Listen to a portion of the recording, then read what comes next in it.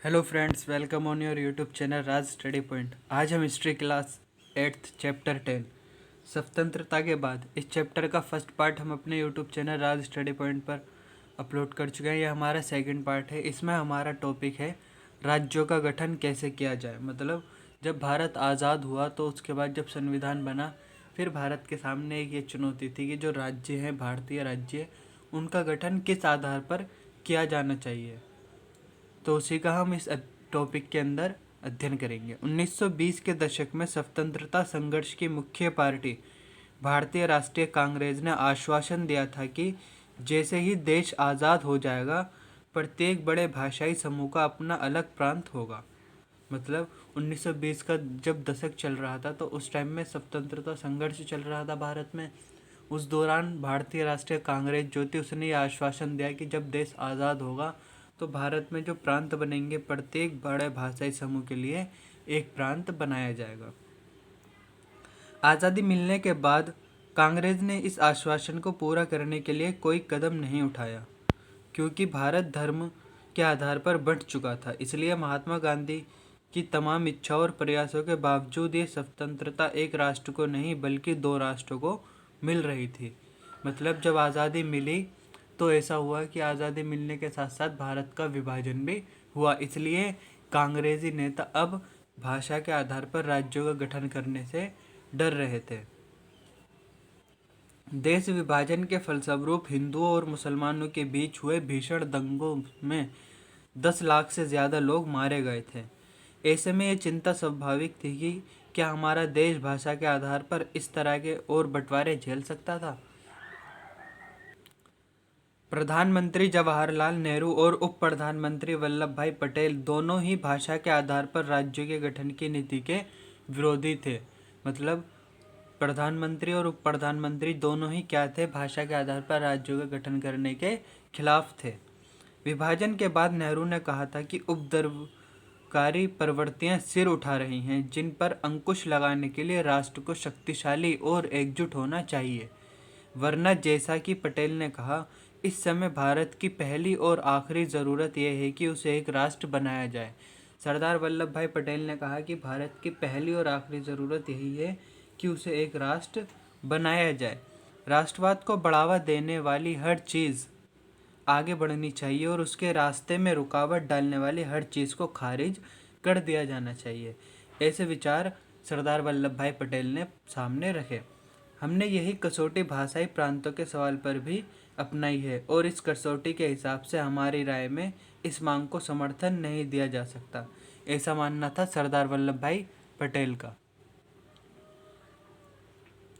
क्योंकि कांग्रेस के नेता अपने वायदे से पीछे हट रहे थे, इसलिए जगह जगह असंतोष पैदा हुआ। क्योंकि कांग्रेस ने 1920 के दशक में भारतीय जनता को आश्वासन दिया था, परंतु आज़ादी के बाद अब कांग्रेसी नेता भाषा के आधार पर राज्यों का गठन करने से पीछे हट रहे थे, इसलिए जगह जगह पर जनता में क्या हुआ? असंतोष पनपा। कन्नड़ भाषी, मलयालम भाषी, मराठी भाषी सभी अपने अपने राज्य के इंतजार में थे। सबसे गहरा असंतोष मद्रास प्रेसिडेंसी के तेलुगु भाषी जिलों में दिखाई दिया। जब 1952 के आम चुनावों में नेहरू वहां प्रचार करने के लिए पहुंचे तो वहां के लोगों ने उन्हें काले झंडे दिखाए और हमें आंध्र चाहिए के नारे भी लगाए। उसी साल अक्टूबर में वयोवृद्ध गांधीवादी नेता पोट्टी श्रीरामुलु तेलुगु भाषियों के हितों की रक्षा के लिए आंध्र राज्य के गठन की मांग करते हुए भूख हड़ताल पर बैठ गए। ये भूख हड़ताल कैसी थी? अनिश्चितकालीन। मतलब जब तक इनकी मांग पूरी नहीं की जाएगी ये भूखे ही रहेंगे। जैसे जैसे अनशन आगे बढ़ा, बहुत सारे लोग श्रीरामुलु के समर्थन में आगे आने लगे। जगह जगह लोग हड़ताल करने लगे और जुलूस निकालने लगे। 58 दिनों के अनशन के बाद 15 दिसंबर 1952 को पोट्टी श्रीरामुलु का देहांत हो गया। मतलब जब पोट्टी श्रीरामुलु ने भूख हड़ताल, तो इसके 58 दिनों तक की हड़ताल चली और इसके बाद पोट्टी श्रीरामुलु का क्या हुआ? निधन हुआ। जैसा कि एक अखबार ने लिखा था, श्रीरामुलु का देहांत की खबर ने पूरे आंध्र को अस्त व्यस्त कर डाला।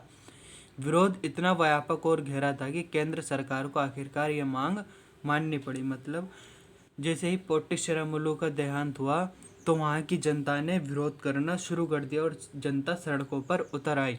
हिंसक उपद्रव में बदला और कई पुलिसकर्मियों से जब भिड़ंत हुई तो गोलीबाजी में कई लोग मारे भी गए। इसी कारण लास्ट में केंद्र सरकार ने यह आश्वासन दिया कि अब आंध्र नाम से एक राज्य का गठन किया जाएगा। इस तरह 1 अक्टूबर 1953 को आंध्र के रूप में एक नए राज्य का गठन हुआ, जो बाद में आंध्र प्रदेश बना। आंध्र की स्थापना के बाद अन्य भाषाई समुदाय भी अपने अपने अलग राज्यों की मांग करने लगे। फलस्वरूप एक राज्य पुनर्गठन आयोग का गठन किया गया, जिसने 1956 में अपनी रिपोर्ट को सौंप दी। मतलब जैसे ही आंध्र प्रदेश भाषा के आधार पर गठित हुआ, तो इससे क्या हुआ, देश के अलग अलग भी जगह लोगों ने अपनी भाषा के आधार पर राज्यों के गठन की मांग जारी करी फिर से। तो इस प्रकार इन मांगों को पूरा करने के लिए केंद्र सरकार ने एक आयोग गठन किया, जिसका नाम था राज्य पुनर्गठन आयोग। इस आयोग ने 1956 में अपनी रिपोर्ट प्रस्तुत की। आयोग ने सुझाव दिया कि असमिया, बंगला, उड़िया, तमिल, मलयालम, कन्नड़ और तेलुगु भाषियों के लिए अलग अलग प्रांतों का गठन करने के उद्देश्य से जिलों और प्रांतों की सीमा को पुनः तय किया जाए।